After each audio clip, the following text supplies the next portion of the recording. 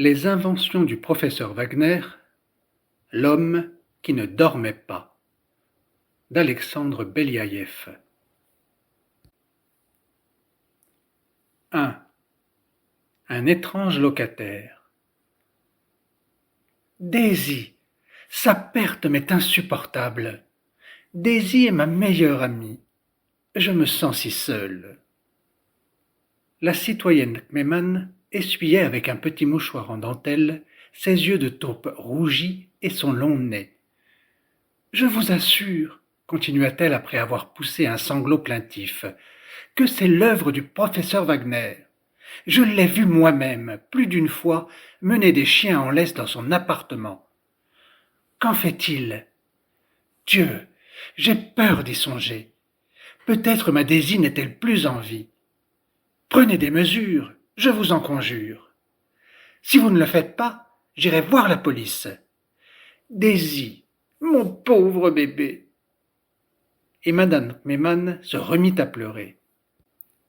Ses vieilles joues maigres se couvraient de taches rouges, sa lèvre inférieure pendait. Djoukov, président de la coopérative d'habitation, se retourna brusquement sur sa chaise et fit claquer ses doigts. Il perdait patience. « Calmez-vous, citoyenne. Je vous assure que nous prendrons des mesures. Mais maintenant, excusez-moi, je suis très occupé. » Kmeman soupira profondément, salua et sortit. Djoukov poussa un soupir de soulagement et se retourna vers Krotov, le secrétaire du conseil d'administration. « Bon sang, exténuante, il y a de ces entêtés. »« Oui, » répondit pensivement Krotov. « Pauvre vieille, mais il faut enquêter sur cette affaire. C'est tout de même le 4e cas de disparition de chiens rien que dans notre quartier. Les voisins aussi se plaignent. Qu'est-ce que cette peste canine? Je ne serais pas étonné s'il se trouve que c'est bien le professeur Wagner qui enlève ses chiens.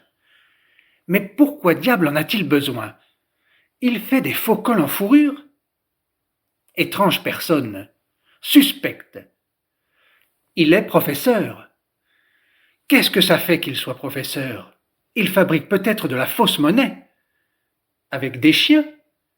Ne ris pas, il y a eu des cas. Les chiens, c'est une toute autre question. Mais fais-y donc attention. Toute la nuit, il y a de la lumière dans sa chambre. On voit souvent son ombre sur le rideau. Il traîne dans sa chambre. Un noctambule. Oui, un homme étrange.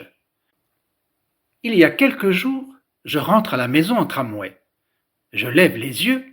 Le professeur Wagner est assis en face. Il tient un livret dans chaque main et il lit les deux en même temps. J'ai jeté un coup d'œil au livret.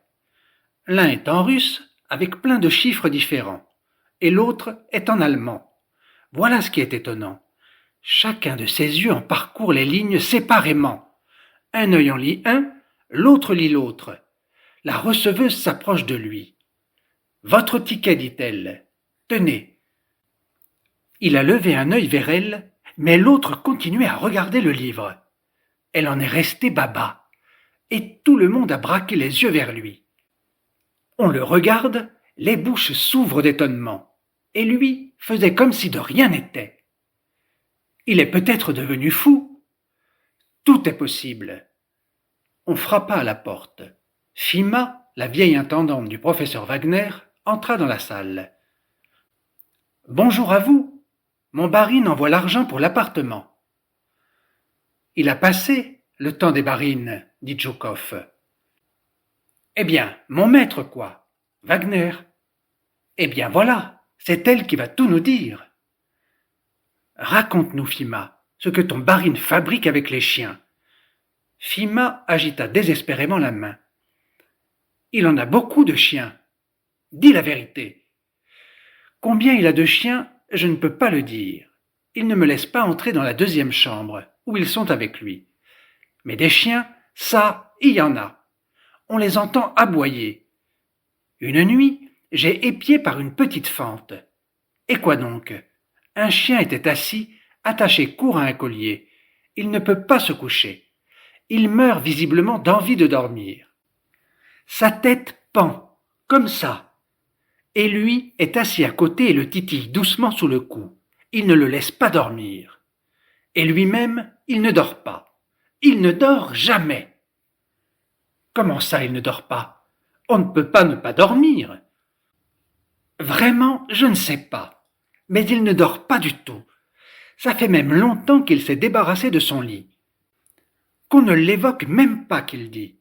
Les lits, qu'il dit, ne servent qu'aux malades. Djoukov et Krotov, avec perplexité, échangèrent un regard. En voilà un fou. Il faut croire que c'est un fou, approuva volontiers Fima. Mais je m'y suis habitué. Je vis chez lui depuis 15 ans. Sinon, je serais parti depuis longtemps. C'était une personne ordinaire, mais il ne se ressemble plus du tout depuis un an. Comme s'il avait perdu l'esprit. Comment est-ce que ça a commencé? Qui donc le sait? Un mauvais sort peut-être. Au début, il a commencé par faire une sorte de gymnastique. On entrait dans sa chambre et on aurait dit qu'il dansait. De la polka avec la jambe droite et de la valse avec la gauche. Et il battait une mesure différente avec chaque main. Ensuite, il s'est mis à loucher. Il s'asseyait devant le miroir et biglait. Une fois, je l'ai observé et l'un de ses yeux regardait le plafond alors que l'autre regardait le plancher. J'ai laissé tomber toute la vaisselle. J'étais médusé. Tu connais la chienne de Kmeman? On l'appelle Daisy. Toute blanche, avec des poils longs comme ça. Comment ne pas la connaître?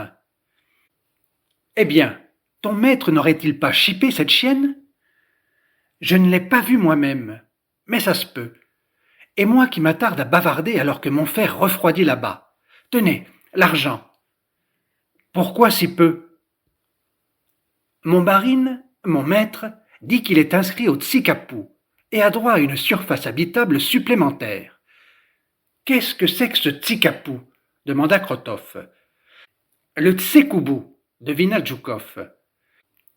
Qu'il présente son attestation, mais il doit payer comme avant pour l'instant. Transmets-le lui. D'accord. Et, essuyant son nez avec le coin de son tablier, Fima aux joues rouges sortit de la chambre en courant. Il faudra prévenir la milice. Ce fou mettra le feu à la maison, ou tuera quelqu'un. 2. L'affaire des chiens. Le procès du professeur Wagner, sous le chef d'accusation d'enlèvement de chiens, réunit une pleine salle d'audience. Des connaissances, en se rencontrant, demandaient « Vous êtes là sur convocation ?» « Non, par curiosité. Un professeur qui se met soudain à enlever des chiens, qu'en fait-il? Il les mange? Moi, je suis là sur convocation, en tant que témoin. C'est que mon Médor a disparu. Un bon chien.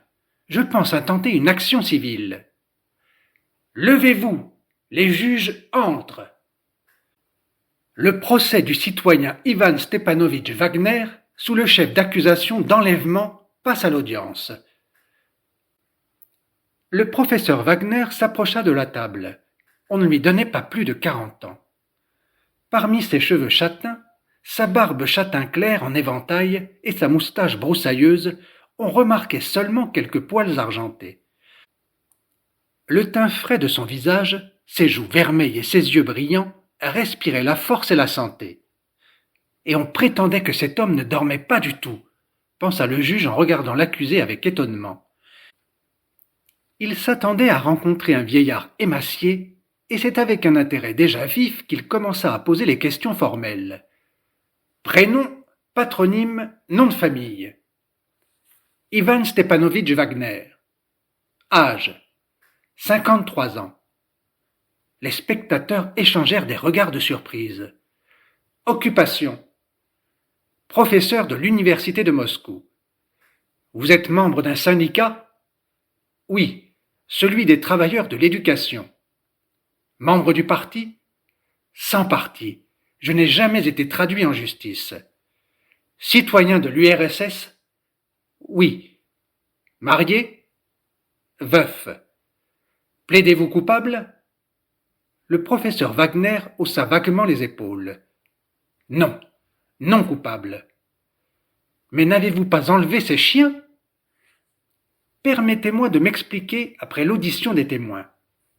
Accordé. Inscrivez, le juge s'adressa au greffier. L'accusé plaide non coupable. Faites venir le premier témoin. Le milicien de quartier Sitnikov. Que pouvez-vous témoigner dans cette affaire? Dans notre poste de milice, nous avons reçu les déclarations des citoyens de la ruelle des Tonneliers concernant la disparition de chiens. Le setter de grande valeur du citoyen Poliakov a disparu, ainsi que le carlin de Youkevitch, et même le chat persan des Deryougines. Les animaux ont disparu sans laisser de traces. Leurs dépouilles n'ont pas été retrouvées. Quelqu'un les a, selon toute apparence. Avez-vous lancé des recherches? Une disparition de chien, ce n'est pas une affaire très importante. Je reconnais que nous n'avions pas le temps de faire des recherches sur chacun des cas. Mais après la plainte déposée par la citoyenne Kmeman, nous avons commencé à prendre des renseignements. Presque toutes les victimes désignaient le professeur Wagner. Il faut dire que c'est quelqu'un de plutôt étrange. On dit qu'il ne dort pas la nuit. Ou il travaille à la maison, ou il flâne dans les rues. Le concierge de leur immeuble l'a vu plusieurs fois rentrer la nuit avec un chien en laisse. Des chiens aboient et gémissent dans sa chambre. L'épreuve était sérieuse. C'est pourquoi, suite au témoignage déposé, nous avons décidé d'effectuer une perquisition chez le professeur Wagner, ainsi qu'une saisie de ses papiers.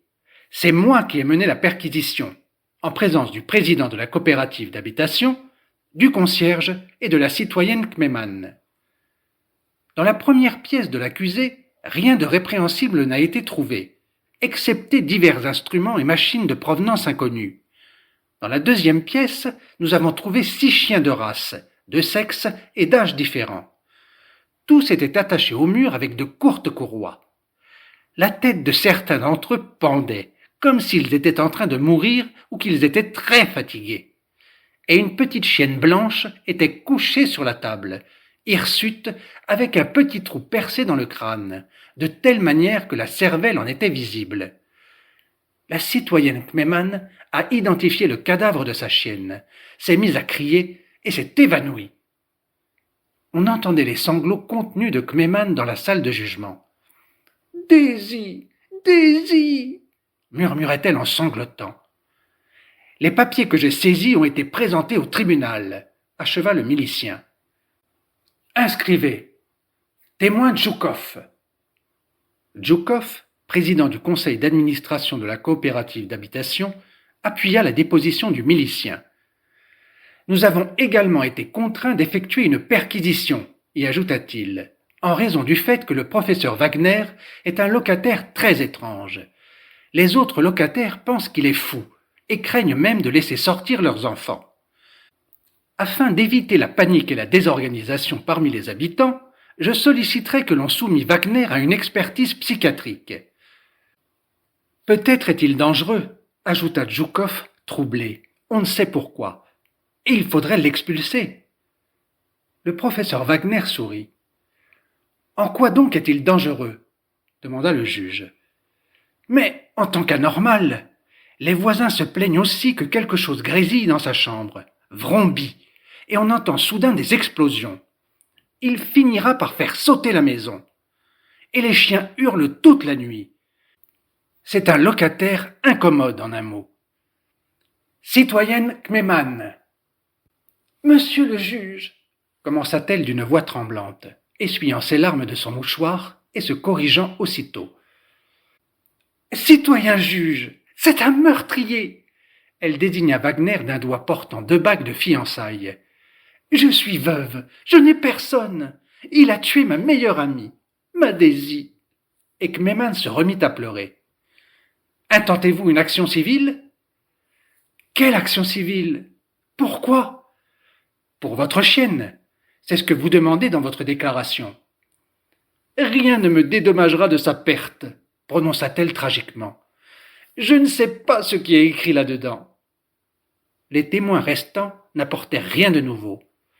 Le concierge raconta en détail comment les chiens disparaissaient dans son immeuble, comment même disparut Daisy, la petite dernière, comment il avait vu Wagner mener les chiens chez lui. L'un des témoins avait identifié son chien parmi les victimes du professeur Wagner. Le chien était vivant, mais paraissait extraordinairement exténué. Et une fois ramené à la maison, il avait dormi 3 jours entiers sans se réveiller.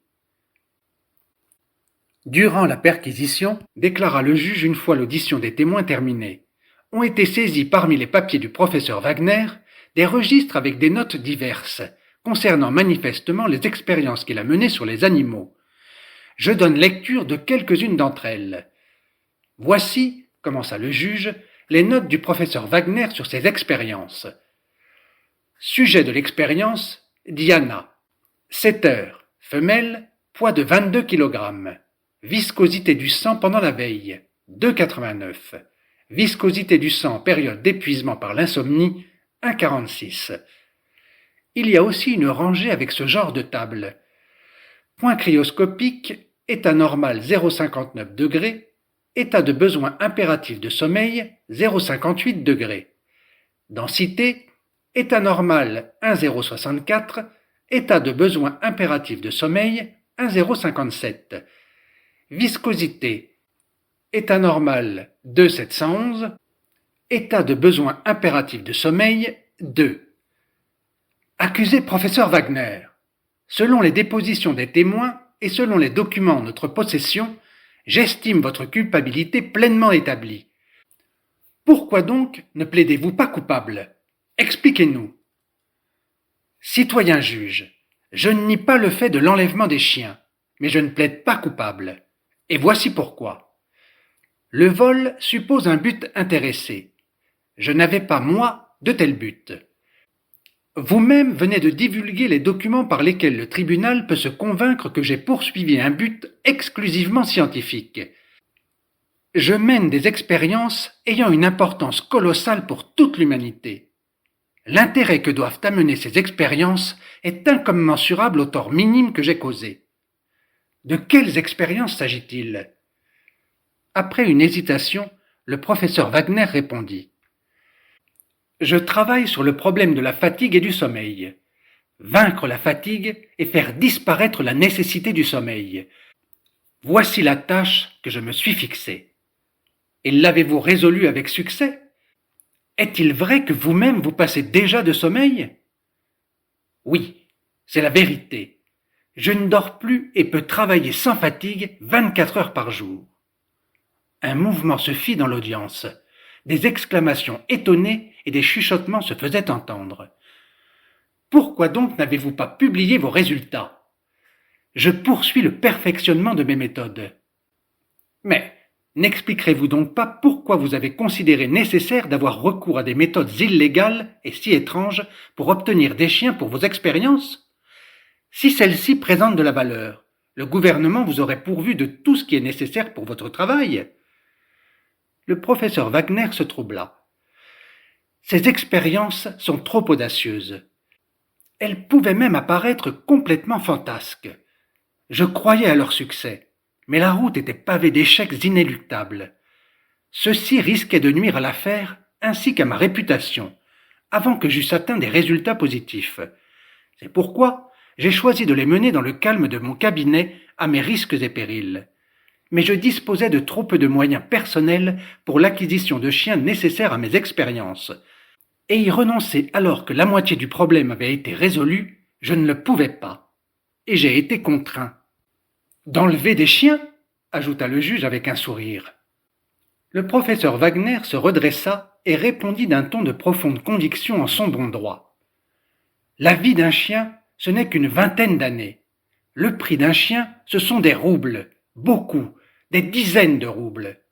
Mais pour avoir tué quelques chiens, je triplerai la longueur de la vie de l'humanité. Et en même temps, je triplerai aussi la valeur de la productivité humaine. Si je mérite une punition pour cela, jugez-moi. Je n'ai rien d'autre à ajouter. Les juges sortirent délibérés. L'audience s'emplit de rumeurs ainsi qu'une ruche troublée. Dans tous les coins se formaient des groupes qui débattaient de la sentence imminente. on entendait des exclamations isolées. Un vol reste un vol. Mais ces expériences peuvent combler l'humanité de bienfaits. Ne pas dormir du tout, disait un grassouillet souriant. Votre serviteur, permettez-moi de décliner ce bienfait. D'ailleurs, Tourguenieff a dit que toute notre vie est un songe et que le meilleur dans la vie est encore le sommeil. Peut-être qu'il ment. Qui? Tourguenieff? Mais non, Wagner. Comme s'il ne dormait pas du tout. L'homme ne peut pas se passer de sommeil. La cour rentre. La sentence se fit entendre dans l'attention soutenue. Considérant établi le fait de l'enlèvement, le tribunal condamna le professeur Wagner à 1 mois d'emprisonnement sans isolement. Considérant l'absence de condamnation antérieure de l'accusé, ainsi que l'absence de but intéressé, la peine s'applique avec un sursis fixé à une durée d'1 an de mise à l'épreuve. L'affaire de la plainte de la coopérative d'habitation passe à l'audience. L'audience se précipita hors de la salle, débattant sur le verdict qui, semblait-il, satisfaisait la majorité. Wagner était formellement condamné, mais dans les faits restait en liberté. Seuls quelques-uns critiquaient la sentence. « Cela signifie que l'on peut voler et tuer en toute impunité ?» questionna ostensiblement Kmeman, d'une voix forte, en cherchant un soutien des yeux. « S'il n'y a pas de profit, il n'y a pas de vol. Wagner doit se pourvoir en cassation, » disaient les autres. Sous les regards croisés, le docteur Wagner se faufila dans les couloirs du tribunal, sans prêter attention à personne. Une pensée le préoccupait.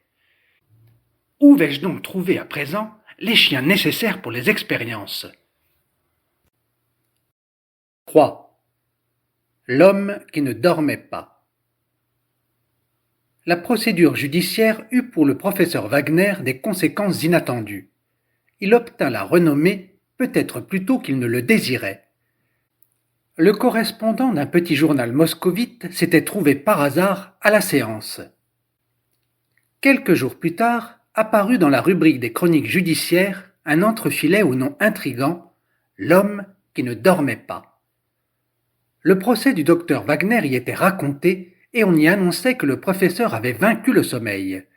Il ne dormait absolument pas et pouvait travailler sans fatigue 24 heures par jour.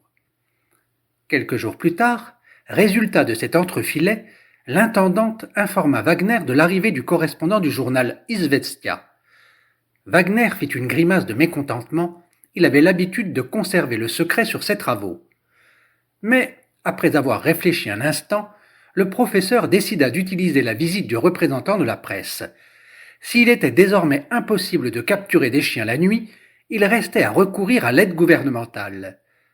Poursuivre les expériences en secret paraissait désormais impossible, mais cela n'était plus vraiment nécessaire. Au point qu'il avait atteint, il pouvait déjà prendre la parole publiquement. Le correspondant fut accepté. Se frayant un passage à travers les machines et les appareils amoncelés, le correspondant Goreff aperçut le professeur Wagner et s'arrêta stupéfait. Wagner se tenait sur un haut pupitre. 2 tuyaux de caoutchouc lui sortaient du nez et rejoignaient l'extérieur, passant à travers l'orifice du châssis de la fenêtre. Ces tuyaux semblaient relier organiquement le professeur aux machines qui l'entouraient, comme si lui-même s'était transformé en machine. Une autre chose avait également frappé Goreff. Wagner, de son œil gauche, parcourait un livre, tout en recopiant des extraits de sa main gauche, tandis qu'il fixait le visiteur de son œil droit en lui tendant la main droite. « Asseyez-vous, je vous en prie », dit aimablement Wagner sans cesser de travailler avec sa main gauche. Goreff, qui en avait vu d'autres comme tout correspondant expérimenté, était si dérouté qu'il oublia toutes les stratégies d'approche d'un journaliste. Et c'était en silence et avec une perplexité totale qu'il regardait tantôt l'œil gauche du professeur parcourir le livre et le manuscrit, tantôt les tuyaux fichés dans son nez. Le professeur remarqua l'air perplexe du visiteur et sourit. « Ces tuyaux vous étonnent » commença-t-il gentiment. « C'est pourtant si simple. Je tiens trop à mon temps pour sortir me promener.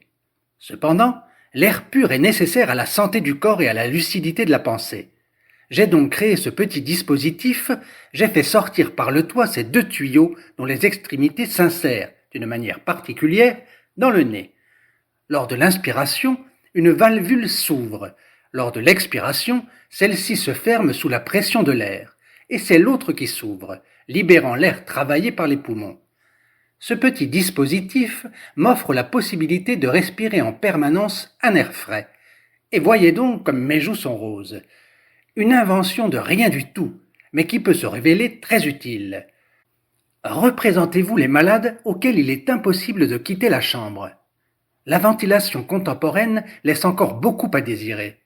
Mais avec l'aide de cet instrument, tous les malades peuvent respirer de l'air pur. Je prévois plus encore. Si jadis les Romains antiques, ayant créé leurs monumentaux aqueducs, savaient conduire l'eau à des centaines de kilomètres, pourquoi ne créerions-nous pas des aéroducs? On pourrait par exemple amener par les tuyaux de l'air des montagnes ou de l'air marin. Au bout du compte, cela serait plus économique que d'envoyer des malades chercher de l'air à des centaines et des milliers de kilomètres.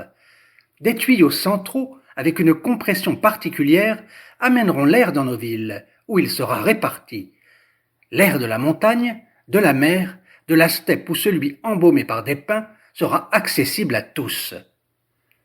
Le professeur Wagner parlait vite, sans cesser d'écrire de sa main gauche. De son œil droit, il continuait de regarder le visiteur. Goreff, finalement, retrouva la capacité de la parole. « Dites-moi, comment pouvez-vous faire cela ?»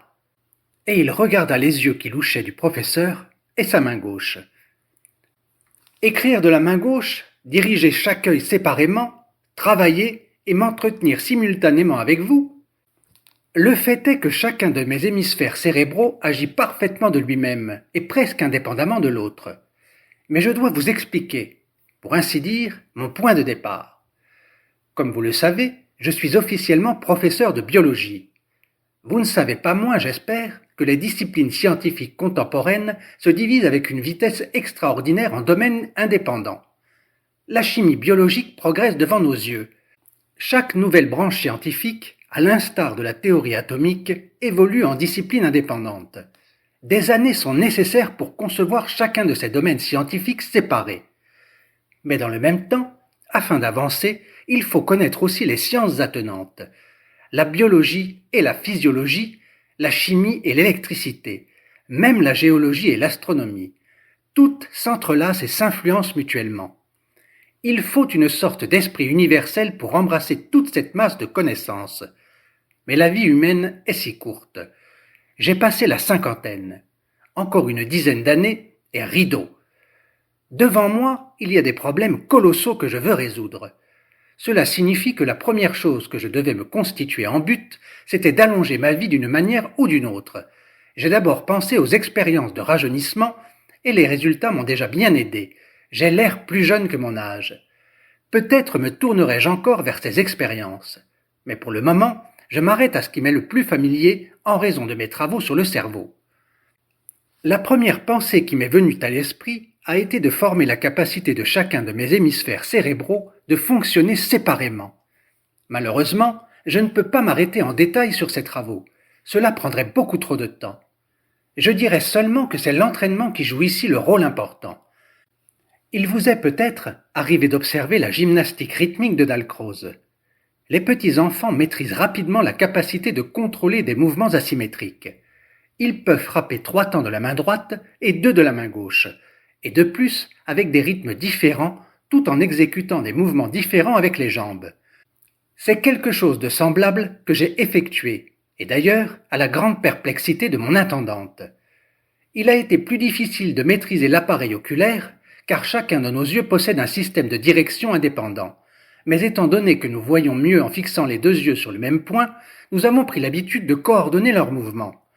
L'hérédité de ces acquis a compliqué la lutte pour l'autonomie dans le mouvement des yeux.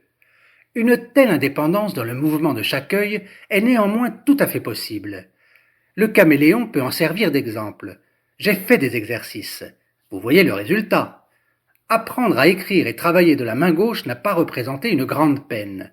Il restait à passer à la dernière chose, apprendre à effectuer simultanément 2 travaux intellectuels.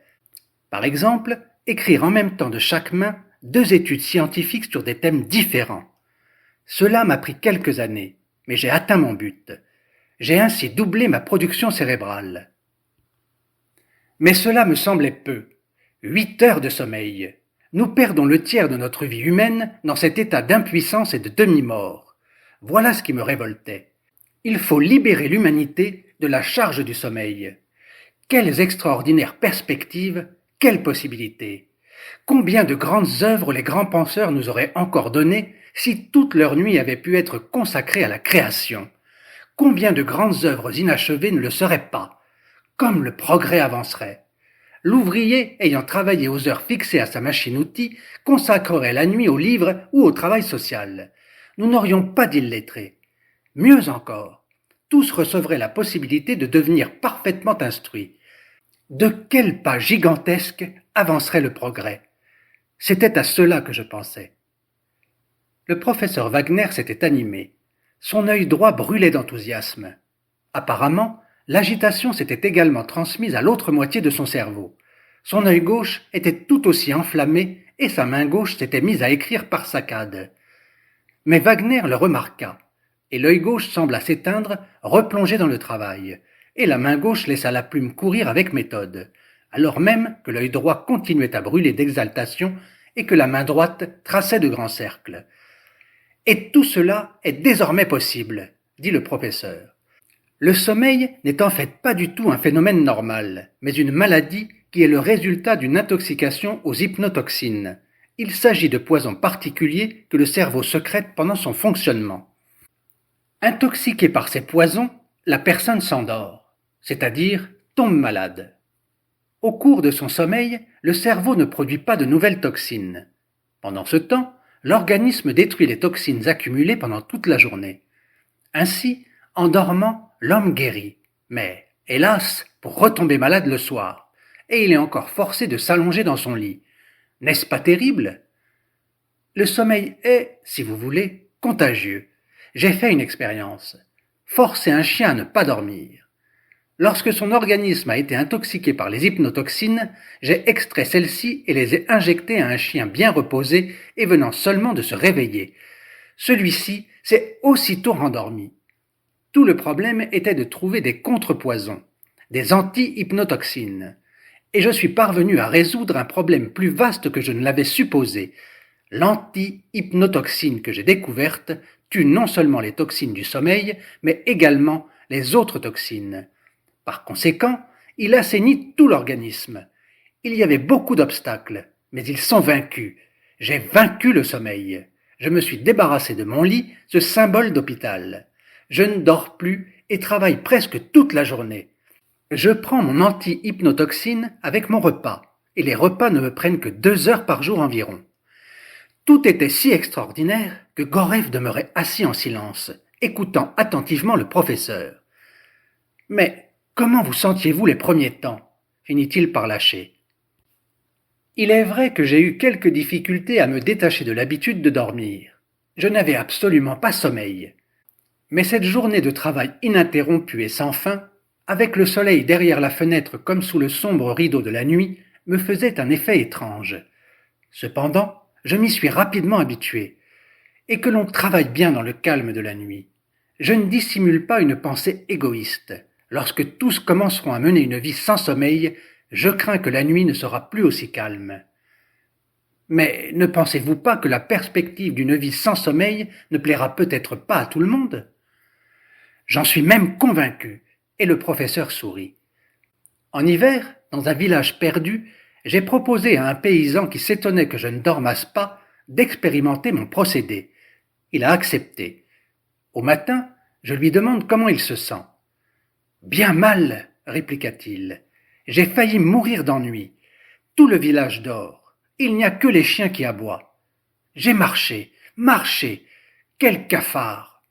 J'ai grimpé sur le poêle pour dormir. Pas l'ombre d'un sommeil. J'avais l'impression que cette nuit n'en finirait jamais. » Libérez les gens de leur travail habituel, poursuivit le professeur, et eux aussi commenceront par s'ennuyer. Mais c'est seulement qu'ils se trouvent sur les marges inférieures de la culture.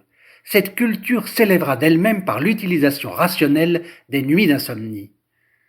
Encore une question. Vous dites que vous ne dormez presque pas de la journée. Mais comment donc n'êtes-vous pas fatigué? C'est très simple. La fatigue est elle aussi un phénomène morbide. Le cerveau en fonctionnement sécrète des hypnotoxines, de même que les muscles en fonctionnement sécrètent des kénotoxines, poison qui éveille le sentiment de fatigue. J'introduis le contrepoison, la retardine, et la fatigue disparaît comme par enchantement. Ma retardine interrompt aussi le cours de cette maladie que l'on nomme fatigue, ainsi qu'on sait aujourd'hui interrompre le typhus à rechute en introduisant du dioxydiamino-arsénobenzol dichlorhydrate dans l'organisme, prononça Wagner d'une traite. Ce long mot coupa le souffle à Goref. Il demanda au professeur de répéter par syllabes ce nom curieux et l'inscrivit sur son bloc-notes. Ce genre de mot donnera à mon article un poids scientifique, pensa-t-il. Et à présent, faites le calcul, dit le professeur Wagner. En travaillant avec mes deux hémisphères cérébraux, je double ma production. En travaillant 24 heures au lieu de 8, je triple mon temps de travail. Cela signifie que je travaille pour 6, et de plus sans aucun dommage pour la santé. Par conséquent, pour 30 ans de travail dans sa vie, un homme sera en mesure d'effectuer le travail de 180 années. Pour le dire encore autrement, à chaque demi-siècle, l'humanité avancera autant sur la route du progrès qu'en 3 siècles. Qu'en pensez-vous? Cela vaut-il autant que 5 chiens petits bourgeois? Acheva le professeur avec un sourire. 4. Dictateur. Le salon spacieux du banquier Goldzack, qui avait récemment acheté un titre de baron, était arrangé avec une pesante magnificence. Sur les murs ornés de lambris de chêne sculptés se pavanaient des bois de serre, ainsi que les armoiries du baron frais et moulus. Un chevalier en armure portant une épée du XIIIe siècle se tenait dans un coin, aïeul douteux du baron. Sur les fenêtres aux barreaux étroits, des vitres teintes figuraient les mêmes armoiries baroniales. Sur un écusson jaune, un bras replié, cuirassé, serrait une épée d'un gant de fer. Sur le bras, il y avait 5 étoiles d'un bleu sombre. Au milieu de la pièce, autour d'une grande table ronde en chêne noir, sur des fauteuils également en bois de chêne et aux dossiers hauts et ciselés, siégeaient les membres du comité central de l'organisation politique allemande, Dictateur. Sur le fauteuil au plus haut dossier, qui portait un aigle germanique national sculpté à son sommet, était assis le président de l'Assemblée, un vieux général, l'un des héros de la guerre impérialiste, un ami du Kaiser. Le visage grossier du général semblant taillé à la hache dans un morceau de bois, et ses lèvres fortement comprimées par une moustache fébrile exprimaient la grande force de sa volonté. Sous des sourcils broussailleux et grisonnants apparaissaient des yeux scrutateurs et au clignement rare. Sur sa redingote militaire se pavanait seulement une croix de fer. À la droite du président se trouvait le maître des lieux, le baron Goldzack, en frac noir, rasé, la tête complètement chauve, le monocle à l'œil. À sa suite, en ordre strict selon le rang, se trouvaient les membres du comité. Un général au front étroit, aux yeux profondément enfoncés et au menton saillant. Il y avait dans cette tête quelque chose de cruel, de bestial. Encore un général, des fonctionnaires de ministère, des députés, d'importants manufacturiers et des banquiers fermaient le cercle. L'homme en frac, secrétaire du comité, encore jeune, au visage et aux manières de diplomate, faisait un rapport. Près de lui, sur la table, reposait le numéro d'Izvestia, contenant l'article de Goref, la victoire du professeur Wagner sur le sommeil et la fatigue. Il s'agissait ici, bien sûr, de la traduction de l'article en allemand. La vérification de l'authenticité des données alléguées dans cet article est encore en cours, mais selon les informations déjà en notre possession, celle-ci semble bien correspondre à la réalité. Je n'ai pas besoin de gloser sur l'importance de cette découverte scientifique. Si celle-ci se trouvait exploitée par la Russie soviétique, le rapport des forces entre elle et les autres gouvernements du monde varierait considérablement. Dans 5 ans environ, la puissance du bolchevisme croîtra extraordinairement. Le travail simultané des 2 hémisphères cérébraux, heureusement, nécessite temps et entraînement. Ce n'est pour cela pas totalement accessible aux masses. Mais la victoire sur le sommeil et la fatigue triple déjà à elle seule les forces physiques et intellectuelles de nos adversaires politiques, ainsi que leurs ressources matérielles. Leurs forces scientifiques et leurs travailleurs qualifiés travailleront 3 et même 6 fois plus. La production de leur industrie s'accroîtra. Dans quelques années, ils posséderont les nouveaux cadres de spécialistes bien formés dans tous les domaines de la technique. En un mot, leur puissance augmentera sans répit. Ils travailleront quand le monde entier dormira. Ils travailleront alors que nous serons contraints de nous reposer après la journée de travail. Tout de même, la croissance de leur industrie n'adviendra pas de sitôt, déclara un manufacturier. Supposons que toutes leurs usines et toutes leurs fabriques travailleront toute la journée. Et après, il ne leur sera pas si aisé de se procurer les crédits nécessaires à la construction de nouvelles fabriques et de nouvelles usines. Car, baron, vous ne leur accorderez pas de crédit, n'est-ce pas ? S'adressa-t-il à Goltzac avec un sourire. Le baron répondit avec le même sourire et lâcha un rond de fumée. Mais il y a un autre danger, fit entendre la voix rauque du général. Je veux parler de la puissance militaire de l'armée rouge. Que se passera-t-il s'ils se mettent à employer ne serait-ce que 8 de leurs 16 heures complémentaires dans la journée à la préparation militaire des ouvriers et des paysans ? Cela équivaut à la création d'une armée de plusieurs millions d'individus. Qui plus est, ils disposeront au cours de la guerre de combattants auxquels le repos ne sera pas nécessaire. Ils n'auront pas besoin de remplacer les soldats dans les tranchées. Ceux-ci seront toujours alertes, vigilants, frais, alors même que 2/3 de nos soldats seront mis hors de service pour le sommeil et le repos. Leurs pilotes, ignorant la fatigue, seront en mesure d'effectuer des vols lointains. Leurs cadres et leurs états-majors pourront diriger les opérations sans quitter les commandes pour la moindre minute de repos ou de sommeil. Il est possible qu'ils utilisent la méthode du professeur Wagner sur leurs chevaux. Leurs équipages, leur cavalerie ne connaîtront plus la fatigue. Tout cela est bien trop sérieux. Le discours du vieux général produisit une grande impression sur l'Assemblée, en particulier sur les militaires. Les généraux se renfrognèrent, tambourinèrent nerveusement les doigts, tiraient profondément sur leurs cigares. Mais le plus dangereux, s'insurgea encore le secrétaire, consiste en la portée politique du fait. Le bolchevisme ébranle déjà le monde. Il tient dans une tension nerveuse constante les gouvernements de tous les pays du monde. La méthode de Wagner triple et peut-être même sextuple le nombre des bolcheviks. Ici, dans notre cercle, nous pouvons parler franchement. Nous ne savons pas comment venir à bout d'un seul leader de l'internationale communiste. Que se passera-t-il si celui-ci obtient la possibilité de travailler 6 fois plus ? Nous aurons 6 leaders de cette espèce, un Comintern 6 fois plus vaste, des millions de bolcheviks russes ignorant la fatigue, faisant de la propagande et corrompant les masses jour et nuit, 24 heures par jour. Ces arguments produisirent une impression saisissante. Les mains des membres du comité tremblèrent, les mouchoirs épongèrent la sueur froide des fronts et des crânes chauves. « C'est terrible ! Un cauchemar !» faisaient entendre des voix agitées. Un silence sinistre s'installa. On eût dit que des fantômes épouvantables avaient soudain pénétré dans ce cabinet et l'avaient empli du souffle glacé de la mort. Le président de l'Assemblée, enfin, secoua la tête et frappa sur la table avec son poing velu. « Cela est inadmissible !» cria-t-il d'une voix enrouée. « Nous devons coûte que coûte éliminer ce danger imminent. Nous devons nous emparer du secret du professeur Wagner avant que son invention ne devienne l'apanage des bolcheviks. » Et l'Assemblée, excitée par la sueur et la haine, se mit à examiner comment faire.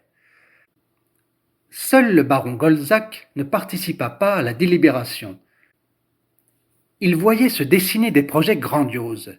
Il pensait au profit qu'il pourrait tirer de la découverte du professeur Wagner si le secret de sa découverte se retrouvait entre ses mains. 5. L'amateur des sciences. Après le procès, toute l'ordonnance des activités du professeur Wagner fut troublée.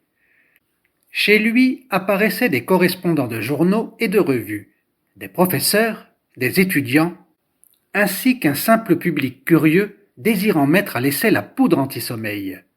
Le professeur Wagner s'était déjà habitué à ces visites.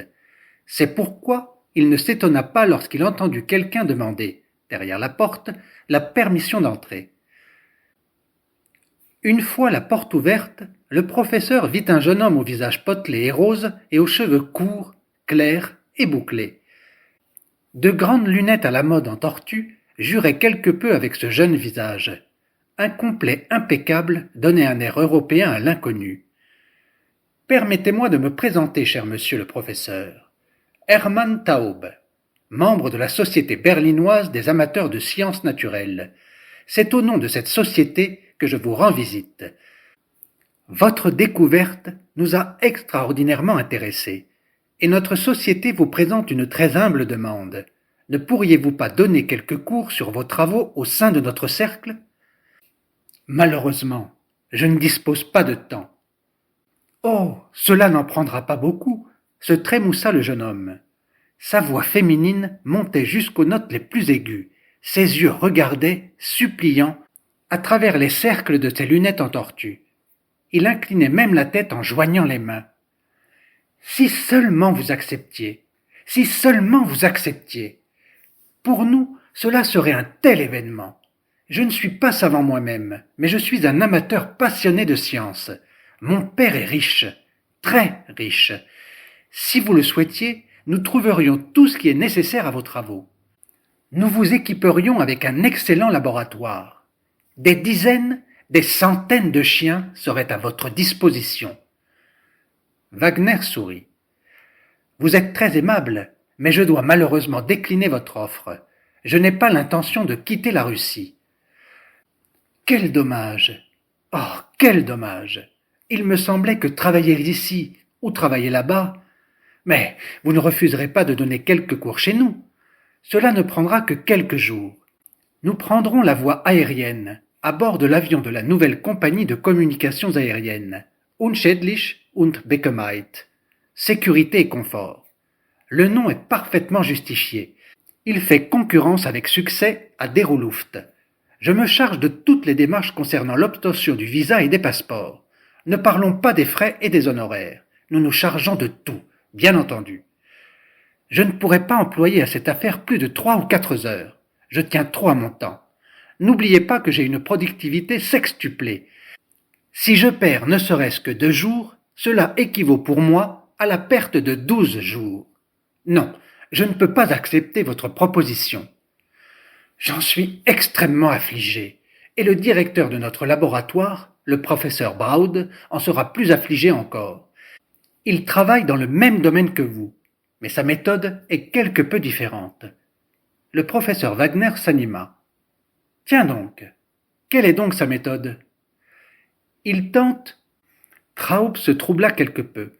Son visage exprimait l'intensité de la pensée, comme s'il cherchait à se souvenir de quelque chose. Il travaille sur une méthode qui donnera la possibilité à l'organisme de produire de lui-même les toxines contre les IP. Mais Wagner avait déjà deviné sa pensée. C'est justement sur cela que je travaille en ce moment. Nos journaux ont quelque peu exagéré mes succès sur cette voie. Je ne vous parle pas des journaux, éclata Taube. Il rougit de confusion. Le professeur Braud travaille depuis quelques années déjà dans ce domaine. Il voulait tellement faire votre connaissance et faire part de ses expériences. Quel dommage qu'il faille maintenant le chagriner. Cela change l'affaire. Je pense que le temps perdu sera récompensé. Professeur Braud ? Je n'en ai jamais entendu parler. Il est jeune et extraordinairement discret. Il n'aime pas la publicité, mais il est terriblement génial. Alors, je suis d'accord. Taube se jeta vers le professeur et commença à lui serrer la main. « Mille merci, je m'occuperai moi-même du départ. Vous ne perdrez pas une minute de votre précieux temps. » Et, ayant fait la révérence, il s'éclipsa derrière la porte. « Étrange jeune homme, il voulait me soudoyer avec des chiens, » pensa le professeur Wagner après sa sortie. 6. Unschädlich und Bequemheit. L'avion postal quitta l'aéroport le matin de bonne heure et prit rapidement de la hauteur. Sur les sièges en cuir moelleux de la cabine confortable avait pris place le professeur Wagner, Hermann Taube, un courrier diplomatique de l'ambassade française de Moscou et un employé de la représentation commerciale soviétique à Berlin. Sans le vrombissement du moteur, atténué par un pot d'échappement perfectionné, et sans le balancement rythmique de l'avion, on aurait pu croire être assis dans le compartiment d'un wagon. À travers les vitres, on voyait en bas un panorama de Moscou et sa rivière qui serpentait comme un ruban. Le Kremlin semblait un jouet aux coupoles étincelantes. Au-delà s'étendait un tapis sans fin de plaines et de forêts, découpé par les lignes jaunâtres des routes et les courbes bleues des rivières. Les champs de seigle mûrs se découpaient en carrés jaunes. Ça et là, ainsi que des fourmis, les gens et les animaux avançaient sur les chemins et grouillaient dans les champs. Mais le professeur Wagner n'admira pas ces paysages à vue d'oiseau bien longtemps. Ainsi que l'avare qui prend un soin excessif de chaque kopek, Wagner ménageait chaque minute de son temps. Il sortit un livre, installa un pupitre pliant sur ses genoux et se mit au travail. En même temps qu'il lisait, il prenait sans cesse des notes en signes sténographiques sur un cahier. Ayant constaté le regard interrogateur de Taube, il expliqua. « Je n'écris qu'en sténographie. C'est mon système personnel. J'abrège et je simplifie le travail quand c'est possible. J'ai créé mon propre système mnémonique, avec cet excellent auxiliaire auquel, malheureusement, peu accorde d'attention. À l'aide de cette mnémonique, je suis en mesure de conserver en mémoire une quantité extraordinairement grande de chiffres, de formules, de noms. Cela est facilité par le fait que mon cerveau, purifié des toxines toxiques, fonctionne avec une clarté et une force soutenue. Tout cela augmente encore la productivité de mon travail. Sans exagération, je travaille pour 10 personnes. » Et Wagner se tut, se replongeant dans le travail. Taube regardait par la fenêtre le paysage animé de ce pays qui lui était si inintelligible, tellement pauvre et en même temps puissant, paisible dans les tableaux déployés du labeur des villageois et effrayant par cette force capable d'organiser ces millions de bras vigoureux. Un fleuve apparut au loin. Sur les hautes collines riveraines, une ville s'étendait. Sur la berge droite, la ville était ceinte par les murailles anciennes et crénelées d'une forteresse aux hautes tours. Sur toute la cité régnait une immense cathédrale à 5 coupoles. Le Dniepr, Smolensk, notre premier arrêt. L'avion survola une forêt et descendit vers un bel aéroport. On prit le petit déjeuner avant de reprendre la route. Le ciel était couvert de gros nuages. Un vent violent contraire balançait l'avion comme un bateau sur de grandes vagues océaniques. Le mouvement du vol ralentit. On parvint cependant à voler jusqu'à Kovno de manière heureuse. C'était le dernier arrêt avant Königsberg. Malgré les intempéries grandissantes, l'avion reprit sa route. Le vent se changea en rafale. L'avion virait de bord et remontait abruptement au gré des ondes atmosphériques contraires. Parfois, comme s'il venait de perdre ses ailes, l'appareil piquait soudain du nez. « Mazette !» dit le courrier diplomatique français en se cramponnant nerveusement à son siège. « Je n'avais encore jamais connu un tangage pareil. » Son visage, qui avait pris une teinte verdâtre, témoignait de ce qu'il avait un accès de mal de mer. À la recherche d'un courant atmosphérique favorable, le pilote prenait tantôt de la hauteur en s'engouffrant dans la bande brumeuse des nuages et semblait tantôt manquer d'atterrir. Mais le vent se déchaînait partout d'une manière semblable, résolu, semblait-il, à arracher les ailes de l'appareil. On entendait le sifflement des câbles métalliques même à travers le roulement du moteur. Il se mit à pleuvoir, un rideau gris gêna l'orientation. « Ce n'est rien, nous arriverons à bon port !» cria l'employé de représentation commerciale soviétique à l'oreille d'un Taube livide. « Nous devons être près d'Insterbourg. » Mais Taube était trop agité et abasourdi pour comprendre ces paroles. Le professeur Wagner invectivait la tempête qui interrompait ses activités. Les livres lui tombaient des mains, son crayon griffonnait des gribouillis invraisemblables. Il finit par abandonner son travail et il s'enfonça plus profondément dans son siège, l'air vexé. La pluie cessa aussi inopinément qu'elle avait commencé. Le vent tomba lui aussi, le banc de nuages moutonneux était passé. L'avion avança avec aisance. Tous soupirèrent de soulagement. Mais c'est à cet instant que le moteur se mit à donner des à-coups avant de s'arrêter soudain. Le pilote, rapidement, s'attela à faire descendre l'appareil en vol plané, scrutant le sol à la recherche d'un endroit adéquat. L'appareil tressaillit violemment, parcourut une petite plaine en secouant les passagers et s'arrêta. Le pilote et le mécanicien examinèrent le moteur. « Il faudra faire une halte d'au moins 1 heure, dit le mécanicien. Les passagers sortirent de la cabine pour se dégourdir les jambes. L'avion s'était arrêté à l'orée d'un bois de pin. Parmi les troncs rougeâtres et droits comme des mâts, on voyait un lac brillant d'un argent bleuté. « Quel endroit pittoresque !» dit Taube en s'adressant au professeur Wagner. « Nous aurons le temps de faire une belle promenade. D'ailleurs, nous rencontrerons bien un habitant des environs qui nous dira où nous nous trouvons. Vous n'avez rien contre ?» Le professeur Wagner hocha la tête et ils s'enfoncèrent dans la forêt. 1 heure passa. Le moteur était réparé, mais Wagner et Taube n'étaient toujours pas là. On les appela, on les chercha dans la forêt, mais ils avaient disparu sans laisser de traces. Encore 40 minutes passèrent. Le Français commença à insister pour que l'on partît. « Je porte un courrier diplomatique urgent au ministère, et si nous n'arrivons pas à Königsberg pour le départ de l'avion pour Paris, je serai en retard de plusieurs heures. Cela est inadmissible. » L'employé de représentation commerciale protesta. On décida de repousser le départ d'encore 1 demi-heure, en poursuivant les recherches, mais sans succès. « Mais nous ne pouvons pas passer la nuit ici, » dit le Français. « Ce ne sont pas des enfants. Ils y arriveront aussi en chemin de fer. J'ai payé pour arriver en urgence. Vous devez m'amener à destination au terme fixé. » Le pilote haussa les épaules et s'assit à sa place. Les autres le suivirent. Le moteur se mit à vrombir. L'avion s'élança dans l'air. 7. En captivité. Le professeur Wagner disparut sans laisser de traces. Lorsqu'on l'apprit à Moscou, le Narkomindel interpella le gouvernement germanique au sujet de cette étrange disparition. On reçut du ministère germanique des Affaires étrangères une note en guise de réponse, dans laquelle on exprimait des regrets au sujet de cet événement fâcheux. Nous avons pris toutes les mesures nécessaires concernant les recherches, mais celles-ci n'ont pas, malheureusement, donné de résultats jusqu'à présent. Nous ne jugeons pas superflu d'attirer votre attention sur le fait que le ressortissant germanique Hermann Taube a disparu en même temps que le professeur Wagner. Nous estimons que ce fait, dans la circonstance, lave le gouvernement germanique de tout soupçon d'un acte hostile envers le professeur Wagner en tant que citoyen de l'Union soviétique des républiques socialistes. Recevez l'assurance de notre respect sincère. Cette réponse, évidemment, ne pouvait satisfaire le Narkomindel. Mais puisqu'il était impossible d'établir les faits ayant accompagné la disparition du professeur Wagner, il ne restait qu'à attendre le moment où ce secret serait découvert, d'une manière ou d'une autre.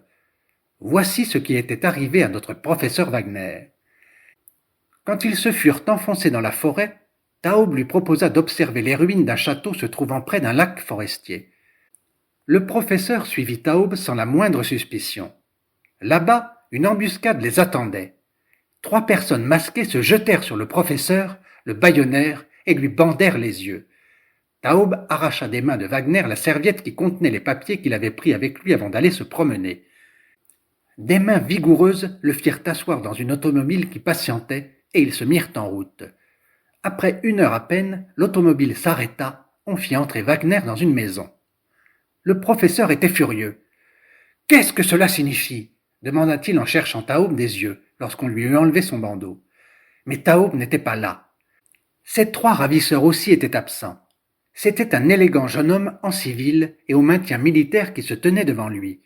Celui-ci sourit de la façon la plus aimable. « Cher professeur, si vous n'êtes pas fatigué, vous devez probablement avoir faim. Nous avons le temps de parler plus tard.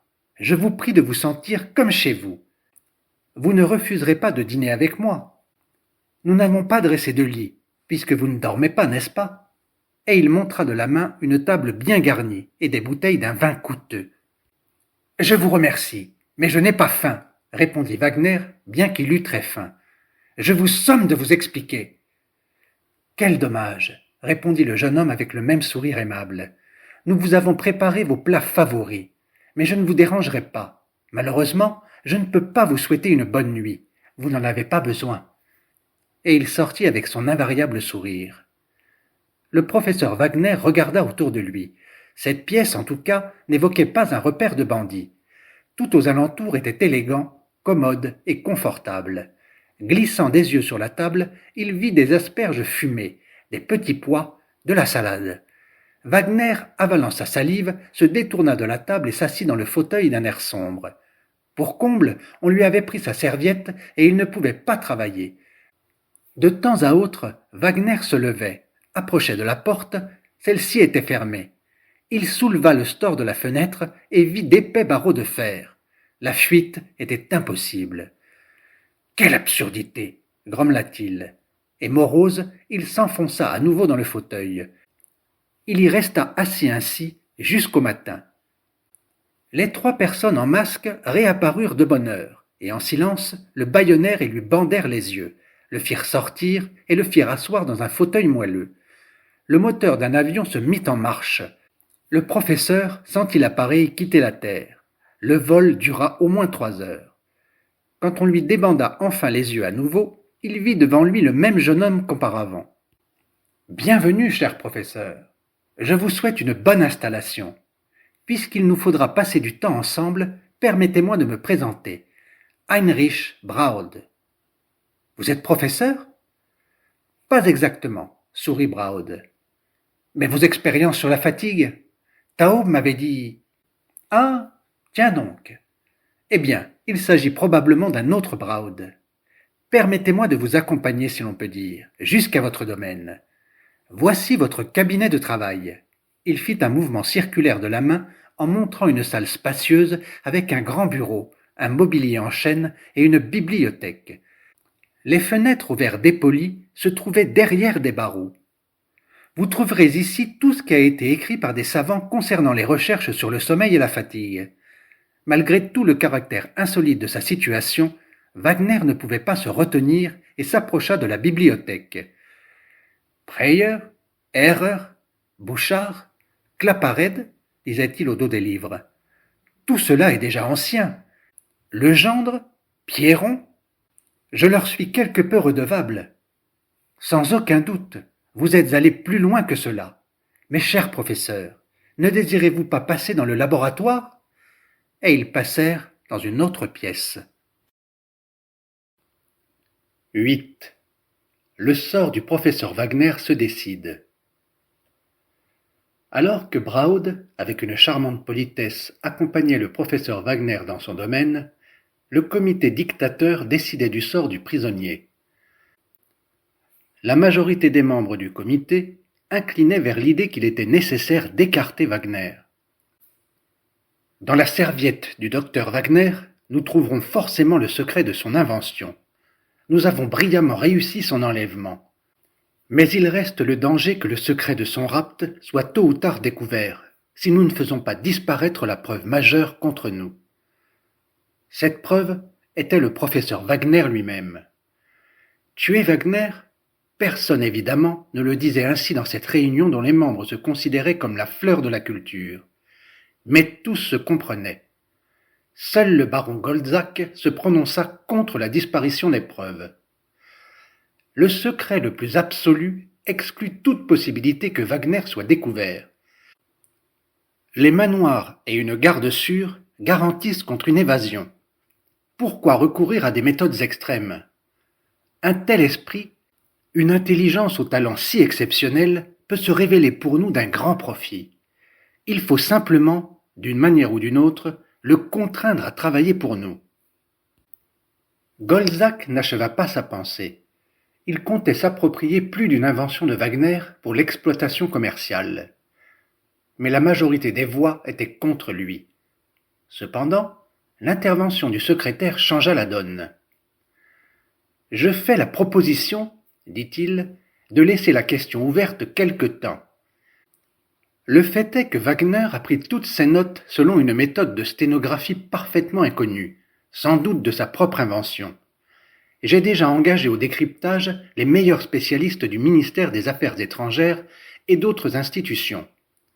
Pour l'instant, ils sont parvenus à établir qu'il s'agit apparemment d'un système de réduction de plusieurs mots à un seul signe. Mais le déchiffrement est encore en cours. Nous devrons attendre les résultats, ou nous risquons de rester devant le secret indévoilé de ces inventions. La décision fut repoussée à quelques jours. Les spécialistes du décryptage se montrèrent à la hauteur de la situation. ils parvinrent à trouver la clé de la sténographie de Wagner. Et une fois celle-ci découverte, ils furent abasourdis par la géniale simplicité de ce système. Mais la déception attendait aussi les membres du comité. Lorsque l'on fut parvenu à lire et traduire les notes de Wagner, il apparut qu'elles contenaient une succession entière de précieux matériaux scientifiques dans des domaines divers de la connaissance. Parmi les phrases succinctes, presque des allusions données à la pensée avec des formules courtes, il y avait une telle richesse de contenu qu'elle aurait suffi à emplir plusieurs tomes imprimés. Quelques endroits demeuraient inintelligibles, même pour les spécialistes. Tout cela justifiait la supposition de Goltzack que le travail de Wagner présentait une immense valeur. Mais parmi les notes, il n'y avait pas la moindre ligne sur ce qui intéressait le comité avant tout, le moyen de lutter contre le sommeil et la fatigue. D'une manière ou d'une autre, il fallait arracher son secret au professeur Wagner. C'est Braud que l'on chargea de s'en occuper. Afin de maintenir un mystère complet, il était la seule personne qui s'était entretenue avec Wagner. « Cher professeur, » s'adressa Braud à Wagner, « vous vouliez connaître les raisons qui vous ont mené ici. À présent, je peux satisfaire votre désir bien compréhensible. Seule une nécessité extrême nous a contraints à recourir à une méthode de bandit, ne put se retenir Wagner. Braud sourit, comme s'il avait entendu une gentille plaisanterie, et sans se décontenancer, il poursuivit. Mes amis représentent une puissante organisation gardienne de la culture européenne. Hélas, un immense péril, dont le nom est bolchevisme, menace cette culture. Vous êtes une personne en retrait de la politique, et peut-être n'avez-vous pas mesuré à quel point est puissant l'outil qui serait donné par votre invention à ces ennemis de la culture. Voici ce qui nous a déterminés, au nom de la civilisation, pour le bien de toute l'humanité, à attenter à votre liberté personnelle. En tant qu'homme de science, votre voix doit aussi être celle de notre vieille culture européenne. Offrez-lui donc votre don précieux. Croyez bien qu'il sera utilisé de la meilleure façon. Le professeur se rejeta contre le dossier de son fauteuil et écouta, s'efforçant, ce qui lui arrivait rarement, de conserver les deux yeux sur son interlocuteur. « Oui, je suis un homme de science, éloigné de la politique, » répondit Wagner. « Mais vous vous méprenez profondément si vous pensez que je suis l'ennemi du pouvoir soviétique. D'ailleurs, votre erreur est bien compréhensible. Le bolchevisme ne recourt envers vous qu'à son côté destructeur. J'ai déjà traversé cette période, et, je ne le cache pas, les humeurs qui l'accompagnaient. Mais ces dernières années, j'ai pu observer aussi l'autre côté de ce terrible bolchevisme, le côté créateur. Vous ne le voyez pas encore, ou bien vous refusez de le voir. Cet élan grandiose d'énergie créatrice, l'étendue des projets, le travail ardent, tout cela me frappe et me captive à mon insu. Jamais encore, autant d'expéditions scientifiques n'avaient sillonné notre grand pays de long en large, à la recherche des richesses naturelles où qu'elles puissent se trouver, recouvertes par les glaces polaires, par les sables brûlants du désert ou par les entrailles silencieuses de la terre. Jamais nous n'avions eu un tel goût pour la technique, pour la mécanisation du travail. Jamais la pensée audacieuse la plus créatrice n'a rencontré une telle attention et un tel soutien. Et puis, de quoi ont besoin les savants? Avant tout, des conditions d'un travail tranquille. Mon pays a déjà traversé la tempête de la révolution et la convulsion de la contre-révolution. Devant nous, il n'y a plus qu'un chantier paisible. Mais vous, n'est-ce pas votre peur face aux secousses futures qui vous a contraint à m'amener ici d'une manière si indélicate? Non, monsieur Braud, je souhaite vivre et travailler en Russie. C'est à elle aussi qu'appartiennent mes travaux. Je ne vous en révélerai pas les secrets. La réponse de Wagner fut rapportée au comité. « Mais c'est lui-même un bolchevique !» s'exclama le général au front étroit. « Pas d'hésitation à avoir avec lui !» faisaient entendre les voix. Cette fois, même Goltzack trouva peu avantageux de prendre la parole contre l'humeur générale. Aucune résolution ne fut prise, mais tout était clair tacitement. Le professeur Wagner avait signé son arrêt de mort. et c'était Braud qui devait le mettre à exécution. Non sans agitation, il entra dans le cabinet du professeur, sentant le poids de son Browning dans sa poche droite. Mais, parvenant à se dominer, il salua le professeur avec son sourire aimable habituel, et s'assit dans le fauteuil en face de lui, les mains dans les poches. « Eh bien, cher professeur, n'êtes-vous donc pas encore revenu sur votre décision ?» demanda-t-il à Wagner en cherchant dans sa poche la crosse de son revolver. « Je vous préviens qu'un refus entraînera pour vous les conséquences les plus lourdes. »« Non, monsieur Braud, je ne suis pas revenu sur ma décision et ne reviendrai pas dessus. » Braud, à tâtons, posa le doigt sur la détente, toujours sans tirer le revolver de sa poche. « J'ai néanmoins une requête, monsieur Braud. »« Rien ne presse, pensa Braud. Voyons de quoi il s'agit. » Et il retint dans sa poche la main avec le revolver. « À votre service, cher professeur. » Le professeur avait l'air confus. Braud fut étonné de constater que Wagner semblait très fatigué et que ses éternelles joues vermeilles avaient blêmi.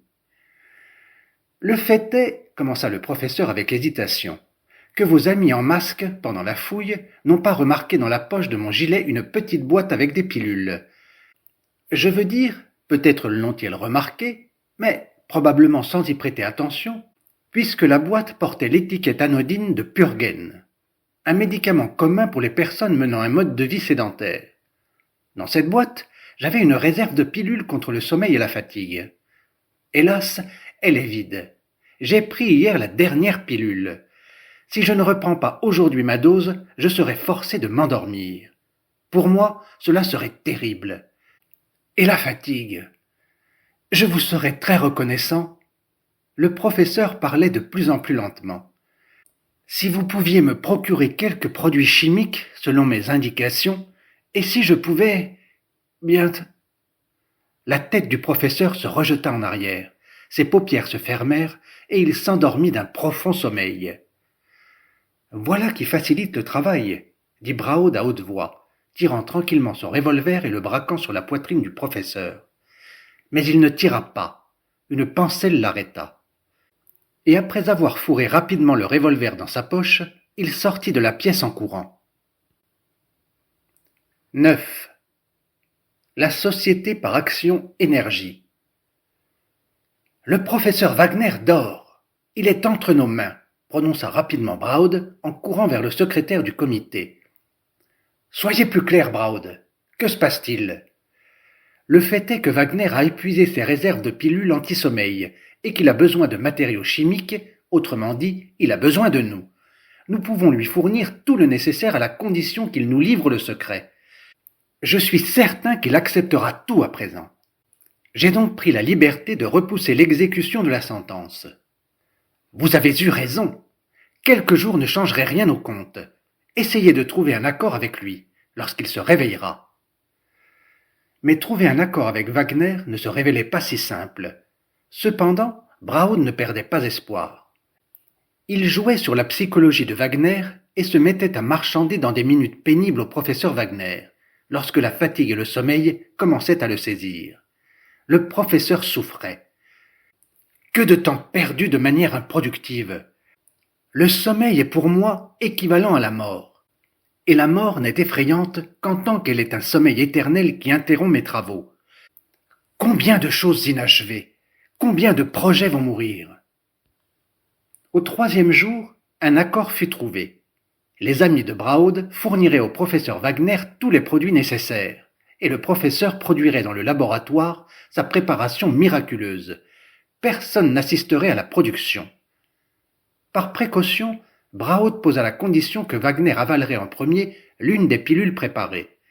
Le comité dictateur supposait que si les éléments composant la préparation leur devenaient connus et s'ils disposaient de la préparation elle-même sous une forme aboutie, cela ne présenterait aux chimistes allemands pas de difficulté particulière de deviner le reste. Le professeur Wagner, cependant, voulut manifestement leur compliquer la tâche. Il établit une très longue liste de substances chimiques variées. Il était évident que beaucoup d'entre elles ne rentraient pas dans la composition de son antitoxine.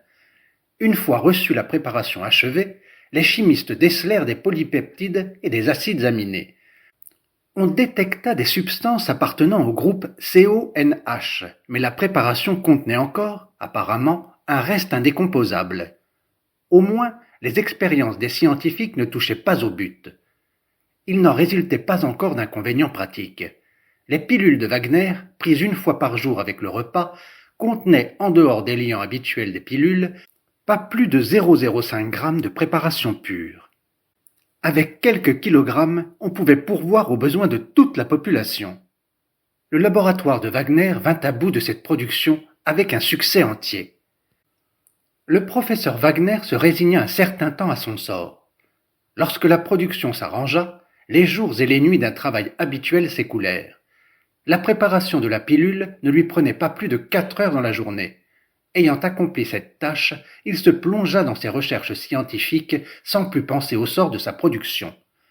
Mais pendant ce temps, l'exploitation de sa préparation avait une influence immense sur toute la vie en Allemagne. Dès que la production de la pilule fut organisée, c'est le baron Golzac qui entra en scène. C'est lui qui fonda la société par action Énergie, qui lança sur le marché la préparation miraculeuse, détruisant le sommeil et la fatigue. Les actions, délivrées en quantité immense, se trouvaient dans les mains des membres du comité. Une vaste campagne publicitaire informa le monde de l'existence de la nouvelle préparation. Plus de sommeil, plus de fatigue, allongez votre vie, clamaient les affiches et les journaux d'annonces en lettres capitales.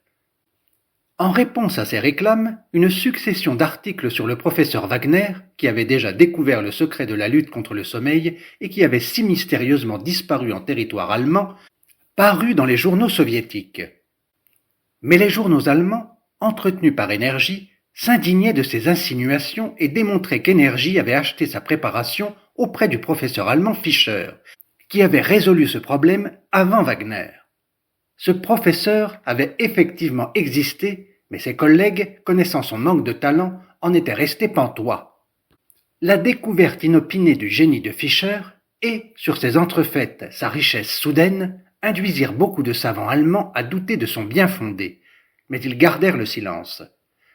La société par action Énergie poursuivait des objectifs commerciaux et politiques. La préparation de Wagner était une vraie mine d'or. L'argent coulait à flot, et cet argent, pour une part significative, était employé par le comité dictateur à la corruption de ses adversaires politiques, de la presse, des électeurs, des chefs sociodémocrates du prolétariat, des ministres. Des moyens colossaux passèrent dans la propagande. Grâce à tout cela, dictateur devint bientôt de fait le dirigeant du pays.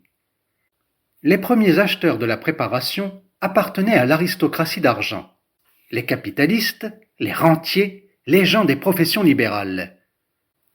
Parmi eux, seuls les gens des professions libérales utilisaient la préparation pour leur plus grand avantage, et celui de la société. Le temps supplémentaire acheté rapportait bien. Les professeurs produisaient une quantité triplée de travaux imprimés, les juristes pratiquaient 3 fois plus, les chirurgiens avaient le temps d'effectuer une quantité énorme d'opérations. En ce qui concernait les rentiers, et particulièrement la jeunesse dorée, ils considéraient le temps supplémentaire comme une somme supplémentaire de plaisir. Les distractions nocturnes fleurirent au gré d'une élite opulente. Les cabarets, les restaurants, les théâtres poussaient comme des champignons. Toutes les nuits, les lumières de ces lieux de divertissement aux traits grossiers brûlaient, attirant des visiteurs qui ne connaissaient plus le sommeil et le repos. Cependant, cette vie ne se passait pas, bien sûr, sans dommage pour la santé. Le vin coulait à flot. Les jeux de hasard et la débauche détraquaient le système nerveux de la relève capitaliste. Les pilules entrèrent bientôt dans l'usage général. Toute la population urbaine oublia le sommeil, à l'exception des indigents et des chômeurs, qui n'avaient pas les moyens d'acheter la pilule miraculeuse. La préparation Énergie eut aussi une influence capitale sur les finances du pays. Les établissements de commerce et les banques travaillaient 24 heures sur 24. La circulation monétaire augmenta. Mais l'invention du professeur Wagner eut une influence particulièrement forte sur la vie industrielle du pays. Les manufacturiers et les usiniers comprirent rapidement tous les avantages de la préparation. Pour commencer, ils purent immédiatement réduire de 2/3 l'appareil administratif de leurs établissements. Ils passèrent ensuite aux travailleurs. Tous les gros bonnets étaient membres de l'organisation Dictateur et vendaient la préparation au prix de revient. On établit une sélection parmi les ouvriers. Ceux qui étaient suspects étaient renvoyés, et ceux dignes de confiance recevaient un double salaire en travaillant sans pause à 2 postes. Ils recevaient les pilules gratuitement. On accorda 8 heures libres après le travail. Puissent les ouvriers prendre goût à la dépense de leur argent. S'ils se mettent à travailler 24 heures sur 24, ils accumuleront des économies, et cela n'est pas souhaitable. Il vaut mieux que leur argent en trop nous revienne par le biais de nos tavernes. Le chômage augmenta. Les chômeurs entamèrent une lutte, mais celle-ci fut étouffée sans pitié. Tout cela se déroulait à l'insu du professeur Wagner, absorbé par ses travaux scientifiques et ses occupations. De temps en temps, il demandait à Braud : « Eh bien, quels sont les résultats de ma préparation ? » ?»« Mais, ils sont excellents, cher professeur. 8 heures pour le travail, 8 heures pour les sciences et les arts, et 8 heures pour les mouvements en plein air. L'industrie grandit, les sciences fleurissent, la jeunesse respire la santé. » Le professeur, crédule, était ravi. Mais dans les profondeurs de sa conscience, la petite note mélancolique d'une idée encore inachevée se faisait entendre. Elle le visitait de plus en plus souvent et le tourmentait par son incertitude. Mais il la réprima. Et dire que cela n'a été atteint que par le travail d'un seul hémisphère cérébral. Il faut enseigner à la jeunesse comment utiliser les 2 hémisphères. Cela doublera encore leur force. Braud se troubla. Votre méthode nécessite un grand entraînement. Vous perdriez bien trop de temps avec l'instruction individuelle. Mais si vous pouviez écrire un livre à ce sujet... Au loin, derrière la fenêtre, un bruit se fit entendre, suivi des cris d'une foule, de quelques fusillades et de gémissements. Wagner s'approcha de la fenêtre, mais les vitres dépolies ne permettaient pas de voir ce qui se passait dehors. « Qu'est-ce que c'est » demanda-t-il. « Probablement le carnaval. » Ces cris ne ressemblent pas au bruit d'une foule en fête, dit pensivement Wagner, et il sentit poindre quelque part en lui une petite note de tristesse. Malgré toute sa passion pour le travail, il se sentait prisonnier. Il ne savait pas ce qui se passait juste là, derrière la fenêtre. Il ne savait pas ce qu'il se passait dans sa patrie, la Russie. N'était-ce pas d'elle qu'il languissait en permanence ? Il ne pouvait pas continuer ainsi. Il devait s'échapper au grand air. Et avant tout, il devait savoir ce qui se tramait là-bas, derrière la fenêtre. 10. Ce qu'il se passait derrière la fenêtre. Monsieur Braud, il me faut des appareils et des pièces pour de nouvelles expériences. Voici les croquis. Veuillez commander d'urgence les appareils et obtenir les matériaux. Peut-on savoir quel genre d'expérience, cher professeur ? La transformation de l'onde lumineuse en onde sonore. Vous savez que pour beaucoup de musiciens, chaque gamme ou chaque ton semble teint d'une certaine couleur. Par exemple, pour Do majeur, la couleur blanche. Pour La mineur, le bleu. Pour Ré majeur, le rose. Je cherche à établir les correspondances des ondes sonores et lumineuses. Wagner fit une grosse commande. Parmi les pièces et les matériaux divers et assez hétéroclites, il y avait tout le nécessaire à la fabrication d'un récepteur radio. Une fois la commande reçue, Wagner se mit au travail. Sa tâche se trouva allégée par le fait que Braud se révéla absolument ignorant en radiotechnique. Craignant cependant que Braud pût cacher ses connaissances, Wagner dissimula subtilement son travail et ses expériences. Son habileté à effectuer 2 travaux en même temps l'y aida. L'appareil, plutôt volumineux, fut prêt. C'était l'assemblage d'un récepteur radio bien camouflé à l'intérieur et d'un transformateur lumino-sonore. 2 combinés acoustiques sortaient de l'appareil. L'un venait du récepteur radio à l'antenne quad, l'autre de la partie lumino-sonore de l'appareil. C'est Wagner qui prit le combiné relié au récepteur radio. Braud avança la main résolument, bien qu'avec un sourire poli, vers l'autre combiné. « Permettez-vous que je m'y intéresse ? » ?»« Je vous en prie. » L'œil et le bras droit du professeur se dévouaient à Braud, pendant que l'œil et le bras gauche travaillaient sur l'émetteur radio. La main droite poussa un petit interrupteur et une tache rose apparut sur l'écran. En même temps, Wagner régulait une bobine d'induction hermétiquement fermée et celle-ci hurlait dans le combiné de Braud en variant de ton. « Vous entendez ? Ré majeur !»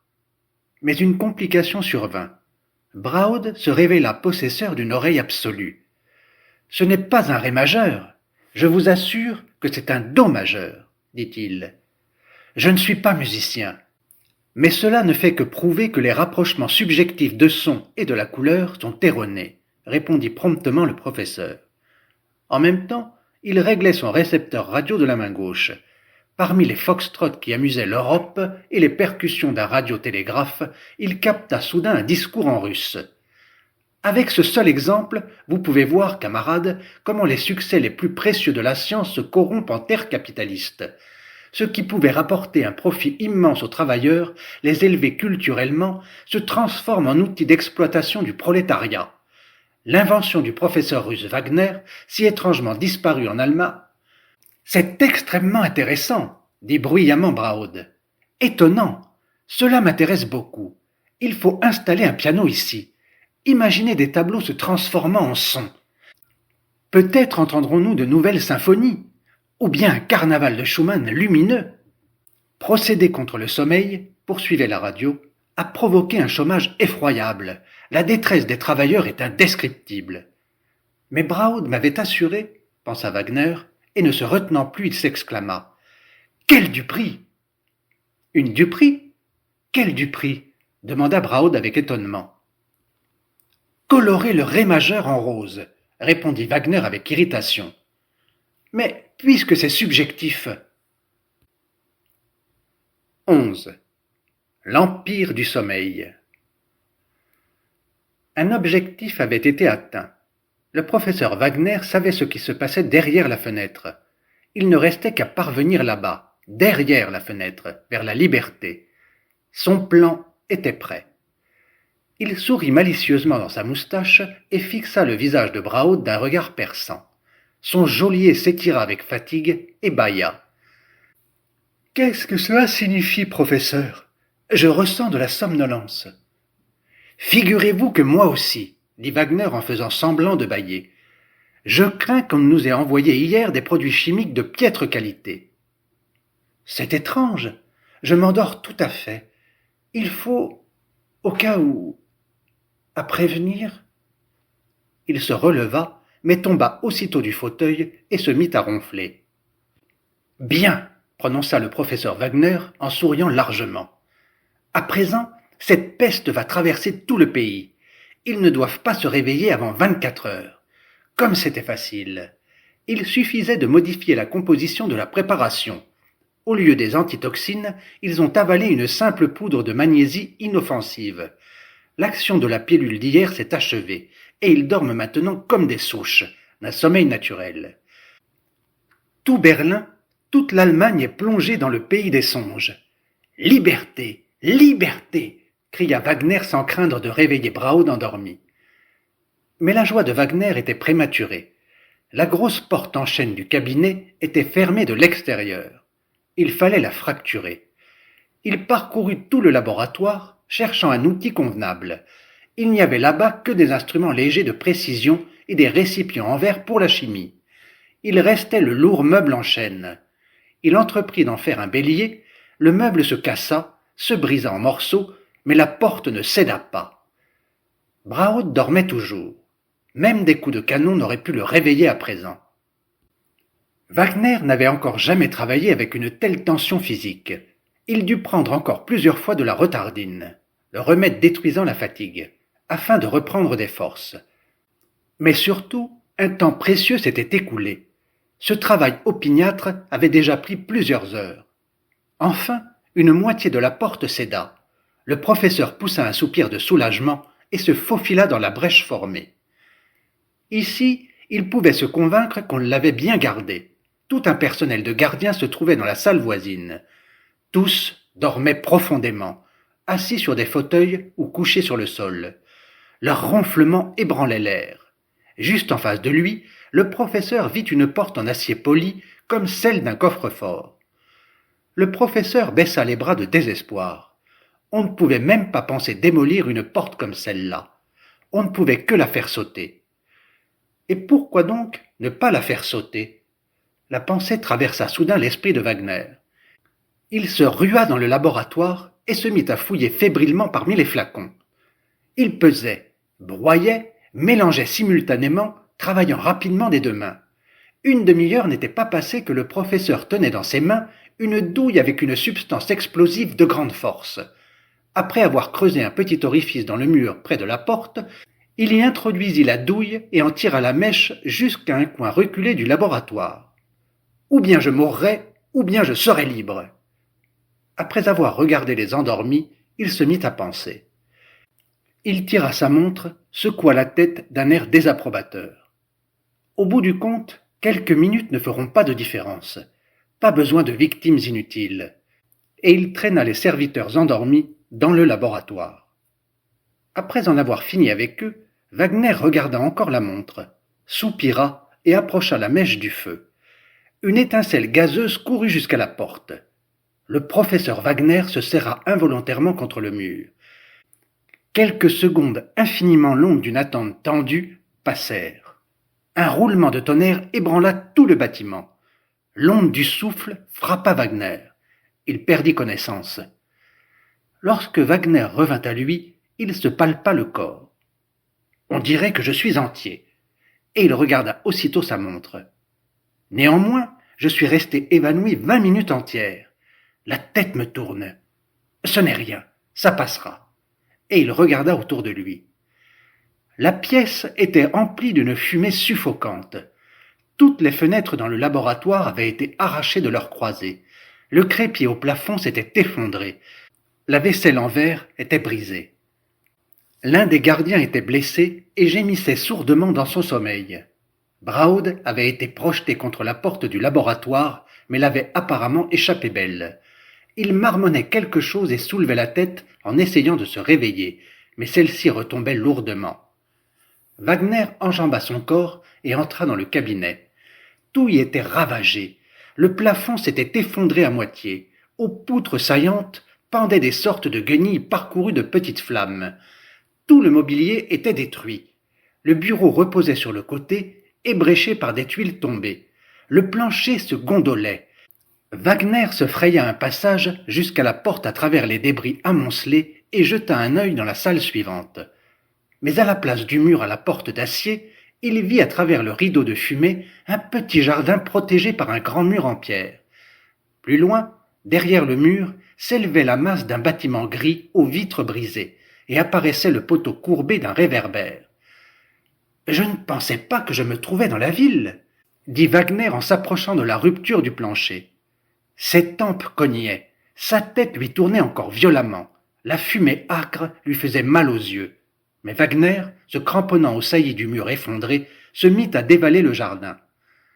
Tous les arbres étaient cassés, les feuilles brûlées. Un mur, dernier obstacle. Comment le franchir? Wagner regarda tout autour de lui. Une tonnelle de jardin, un vieux jardinier endormi était couché sur le sol. Et voilà enfin ce qu'il lui fallait, une échelle. Wagner l'appuya rapidement contre le mur. Ayant regardé les ruines de sa prison de la hauteur de l'enceinte de pierre, il changea l'échelle de côté, descendit rapidement dans la rue et se retrouva dans la ville endormi. Il régnait un silence de mort. Rien ne brisait la quiétude ensommeillée. La rue présentait un aspect inhabituel. Elle était encombrée par des amoncellements de corps de gens endormis. À chaque instant, il fallait franchir ces corps, et Wagner, pour aller plus vite, rejoignit la chaussée. Les automobiles y étaient arrêtées et contenaient d'autres gens endormis. Wagner parvint à un croisement. Là, une grosse dame couchée sur le trottoir, la tête posée sur la jambe d'un facteur. Son chapeau a glissé de sa tête, son parapluie traîne sur le côté. Ici, une automobile destinée à l'arrosage des rues aux chauffeurs endormis. L'eau coule encore de son réservoir, mouillant les gens couchés dans la rue. Quelques-uns d'entre eux remuaient dans l'eau, se retournaient lentement, mais continuaient à dormir. Des hauts de forme, des chapeaux, des paquets, des baluchons, des cartons traînaient. L'effroi avait figé certains visages. Leur organisme, apparemment, avait lutté plus longtemps que les autres avec le sommeil. Les gens étaient tombés et s'étaient endormis devant leurs yeux, et il leur avait semblé que la ville, et eux-mêmes, avaient été gagnés par l'épidémie d'une maladie terrible et inconnue. Et ils s'étaient endormis avec l'effroyable pensée qu'ils ne se réveilleraient peut-être jamais. Le sommeil avait renversé les autres, au contraire, presque instantanément. Leurs visages étaient tranquilles. Plus on s'approchait du croisement, plus les gens étaient allongés de manière compacte sur les trottoirs. Et voilà le croisement. Wagner s'arrêta et lut au coin d'une maison le nom de la rue. Königstrasse. Voilà donc où je suis, presque dans le centre de Berlin. Au croisement même reposait un gros Schutzmann, les jambes étendues sur les voies du tramway. Il n'avait pas lâché sa baguette, même dans le sommeil. Le tramway se trouvait à 2 pas de ses jambes, apparemment arrêté par le Wattmann dans les toutes dernières minutes de sa lutte avec le sommeil. Mais plus loin, on voyait 2 tramways qui s'étaient heurtés. Un wagon était à moitié détruit, une partie des gens étaient renversés sur la chaussée. Parmi eux, il y avait des morts et des blessés. Les dépouilles ensanglantées se mêlaient aux corps des gens endormis et encore en vie. Près d'une petite fille aux bras fracassés, reposait tranquillement une femme endormie. Sa mère, selon toute évidence. Quel serait leur réveil? Quelques automobiles aussi étaient endommagées. L'une s'était renversée après avoir percuté un feu de signalisation, une autre était montée sur le trottoir et avait écrasé les jambes d'un jeune homme endormi en costume blanc. Le jeune homme gémissait sourdement et grimaçait de douleur, mais continuait à dormir. Sapristi! La plongée de la ville dans ce sommeil imprévu ne s'est pas faite sans victime, pensa le professeur Wagner. C'est très triste, mais je ne pouvais pas l'éviter. Une fumée noire sortait d'une fenêtre ouverte et des portes d'un immeuble. Là-bas, apparemment, un incendie s'était déclaré. Wagner soupira et fit une grimace involontaire. Les sauver? Mais que pouvait-il faire, lui tout seul? Et il n'avait pas le temps. Se détournant de l'immeuble, il se mit à marcher rapidement le long de la Königstrasse, jusqu'au pont du Prince-Électeur, près des célèbres bâtiments du musée de l'hygiène et du musée des costumes nationaux.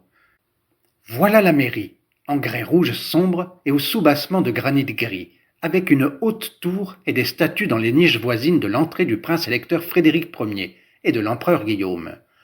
Le professeur Wagner se souvint qu'au sous-sol du bâtiment se trouvait l'un des plus fameux restaurants de Berlin. Wagner n'avait rien mangé depuis le matin. Il descendit jusqu'au restaurant. Ici, bien qu'il soit de bonne heure, il y avait déjà des clients. Ceux-ci dormaient à table et sur le sol, pêle-mêle avec les garçons, dans les flaques de bière écoulées du robinet ouvert d'un baril. Wagner grignota en hâte des tartines au buffet et sortit dans la rue. Près du pont du Prince-Électeur, Wagner fut étonné de voir apparaître quelques personnes éveillées. Celles-ci étaient mal habillées et rompaient de manière brusque le silence de la ville endormie. Il s'agissait d'indigents des faubourgs de Berlin, des chômeurs ou des vagabonds. Ils n'avaient pas reçu la ration anti-sommeil de l'État et n'avaient pas même les moyens d'acheter les pilules miraculeuses. Les eussent-ils eus, ils n'en auraient probablement même pas acheté. Le sommeil est l'ami des déshérités. Et c'est ainsi, ayant dormi la nuit précédente, qu'il se retrouvait ici à présent, attiré par la nouvelle du sommeil de la ville. On voyait, à travers les énormes vitrines des cafés et des magasins, ces enfants du sous-sol et des banlieues finirent de manger des restes après avoir poussé les clients endormis des tables et cassé les goulots des bouteilles pour boire le vin.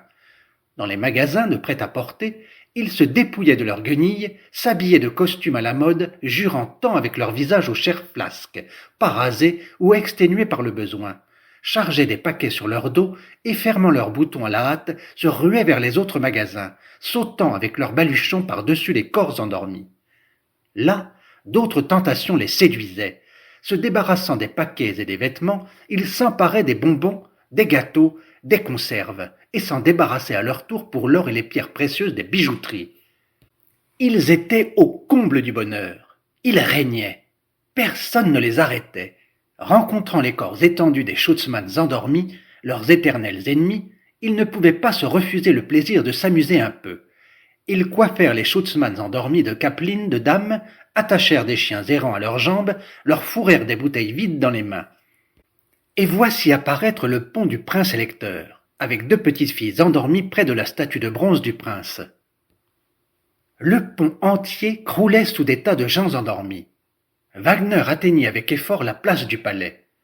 Là, les gens déguenillés, éveillés s'étaient rassemblés en foule. Près de la fontaine du palais, Wagner vit une sorte de meeting de misérables.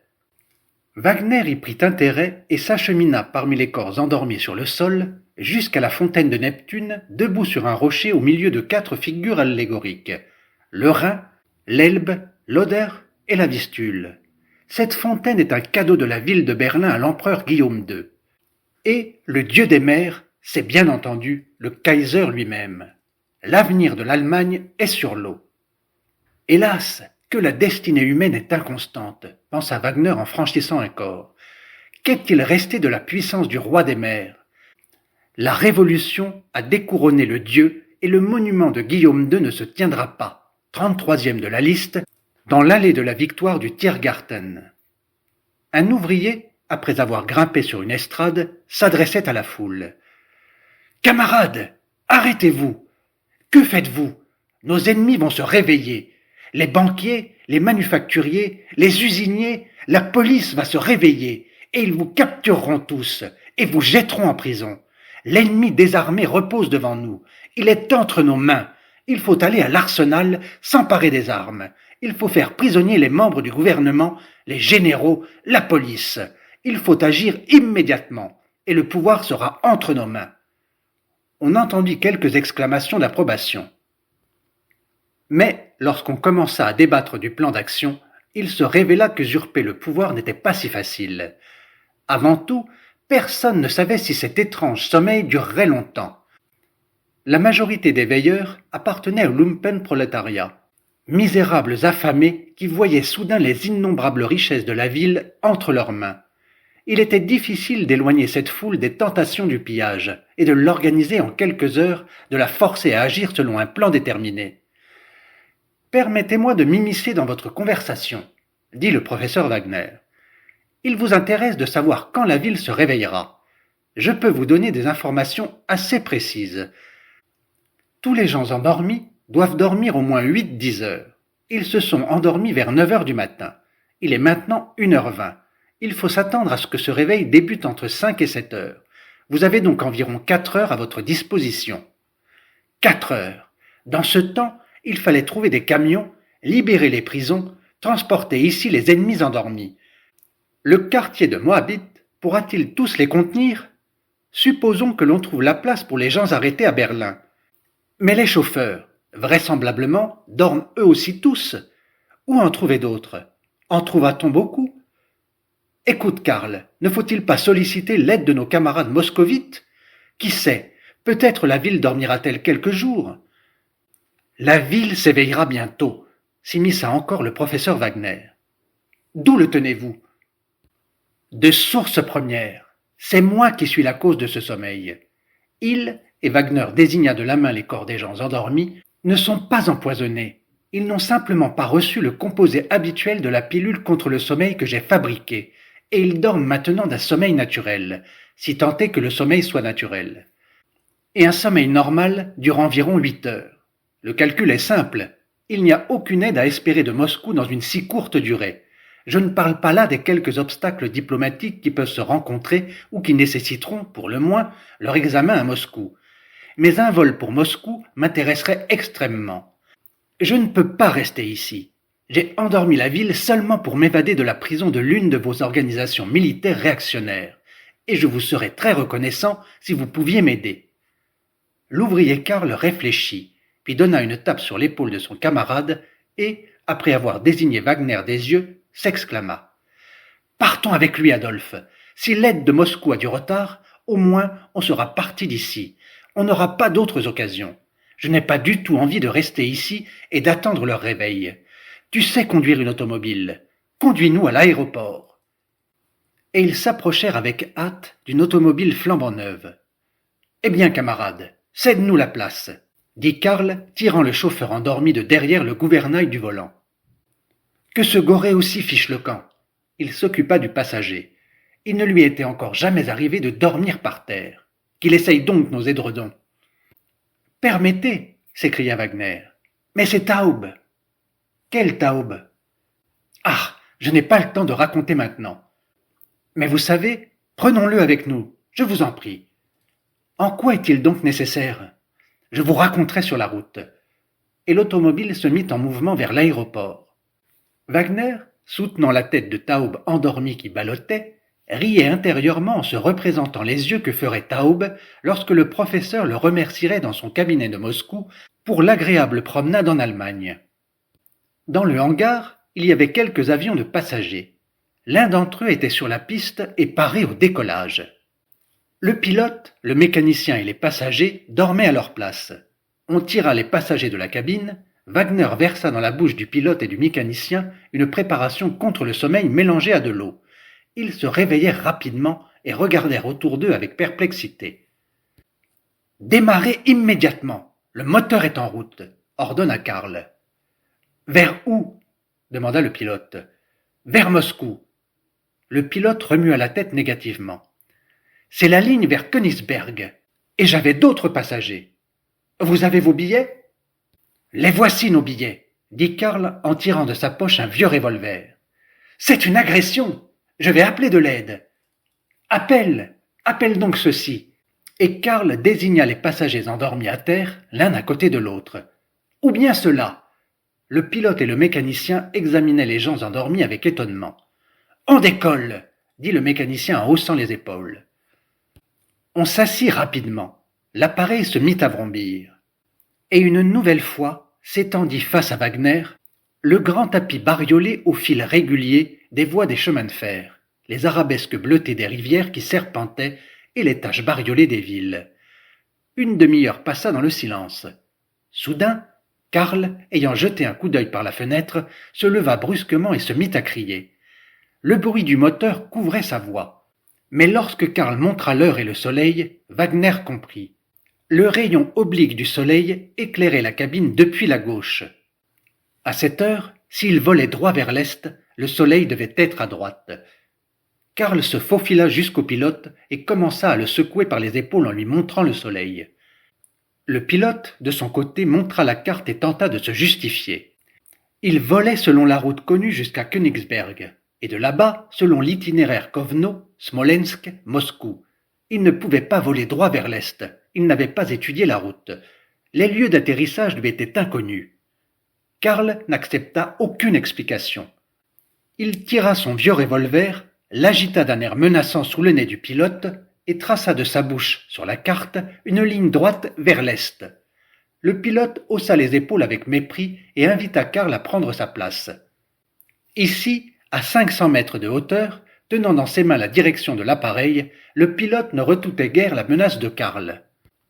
Mais Karl lui cria à l'oreille. « Je ne vous tuerai pas maintenant, mais au moment où l'appareil touchera le sol. » Le pilote se crispa, serra les lèvres et tourna le gouvernail. L'appareil, après s'être incliné sur le côté, vira largement et partit vers le nord-est. En survolant Bromberg, les passagers remarquèrent du mouvement dans les rues. Karl regarda Wagner et remua significativement la tête. « Il se réveille !» Le professeur voulait expliquer que si Bromberg se tirait déjà du sommeil, ils avaient probablement pris les pilules plus tôt. Berlin sûrement dormait encore, mais se réveillerait sans doute aussi bientôt. Mais le bruit du moteur l'empêchait de parler, et Wagner montra seulement Taube endormi de la main. Et encore le silence. Après quelques minutes, l'appareil semble rester en place alors que la Terre défile lentement. Karl s'assoupit. Mais Wagner regardait attentivement droit devant. Soudain, Karl se réveilla à cause d'un coup dans le flanc. Adolphe, excité, lui montrait quelque chose au hublot. Karl regarda au loin, mais ne comprenait pas de quoi il s'agissait. Wagner lui donna la jumelle qui se trouvait dans la cabine et lui montra une petite maison toute blanche à la lisière d'une forêt. Karl braqua la jumelle et sa poitrine se souleva soudain. Près du poteau frontière flottait un drapeau rouge. « Sauvé !» cria-t-il en agitant la jumelle au hublot.